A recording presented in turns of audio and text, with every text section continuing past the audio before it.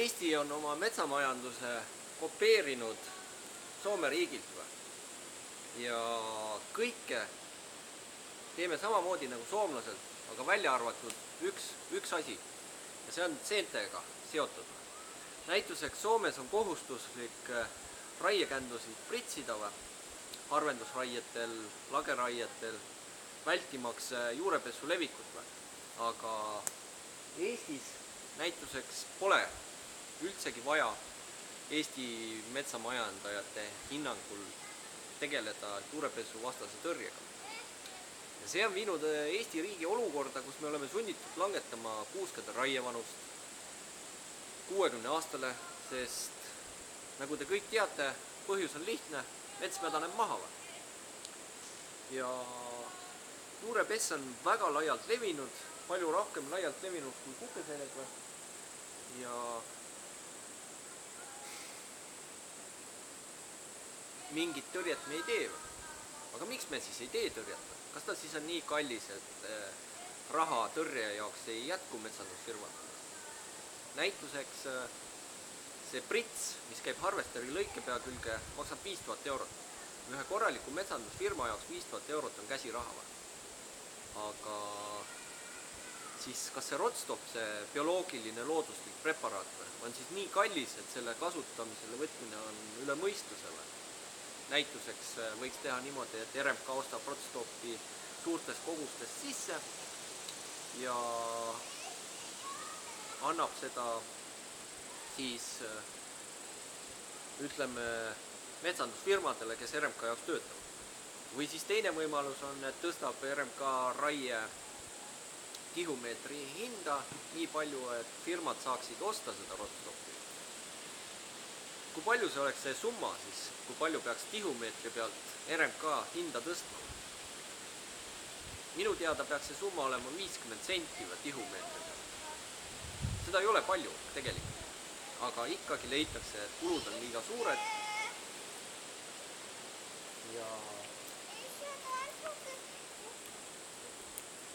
ja leitakse, et meie väikestele lastele, kes meie kõrval on, et nende tuleviku peale tegelikkuses ei pea keegi mõtlema. Arvatakse,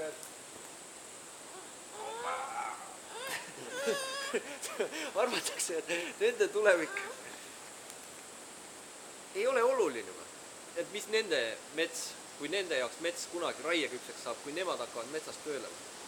Keegi ei hooli sellest, et mis on nende tuleviku metsad. Me mõtleme... Kus on äkki selle kukes? Mine vaata, emme on seal. Emme teatud kukes ei ole. Ja probleem ongi selles, et me mõtleme ainult hetke, momendi oma vajadustele. Me oleme nagu väiksed lapsed. Me ei taha, me ei soovi. Ja tegemist on täiskasvanute haritud inimestega, kes peaks oskama metsa majandada. Näituseks see kuusik minu ümber on juba ennem harvendusraiet oli mingil määral, kui kände vaadata juurepessiga nakatunud.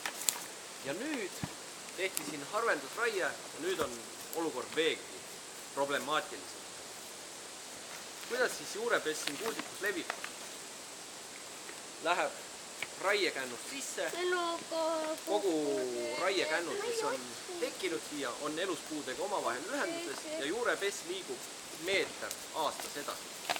Varem või hiljem jõuab ta sinna eluspuusepuuni ja mööda juuri läheb süvesse.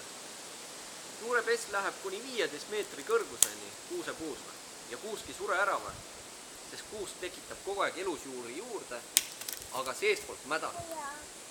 Ja mädanemine toimub sedasi, et kuuse tüvedele ei teki mingit kahjustusi. Ja kuna kuuse tüvedel ei ole mingit kahjustusi, siis inimesed arvavadki, et neil mets on terve. Selle momendini, kuni tuleb lageraie teha ja tuleb välja, et mets on enamjaolt mädanenud. Tehakse lageraie ära, aga kirja kuhugile ei panda, et see mets on juurepessiga nakatunud. Ja tihti lugu juhtub see, et istutatakse okaspuu kultuurasemel. Meie Eesti metsanduse süsteem on nii algeline, et lapsed oskavad isegi paremini tähestikku lugeda kui Eesti metsandus, inimesed oskavad metsa kasvatada. Ja me olemegi tekitanud olukorra, kus septembrist näituseks võetakse vastu uus seadus, et kuusikutes on turberaie tegemine lubatud tegevus. Siiamaani oli kuusikutes turberaie tegemine keelatud just selle tõttu, et soodustas seenhaiguste levikut. Lugupeetud metsakasvatajad, esimene asi, mille peale metsas tuleb mõelda, on tuleviku peale. Ja Eesti Maaülikool ütles, et kohetselt tuleks kõik harvendusraied Eestis ära lõpetada kuusikutest. Olukord on juba nii kriitiline, et juurepess on muutunud kasvukoha tüüppaiguseks.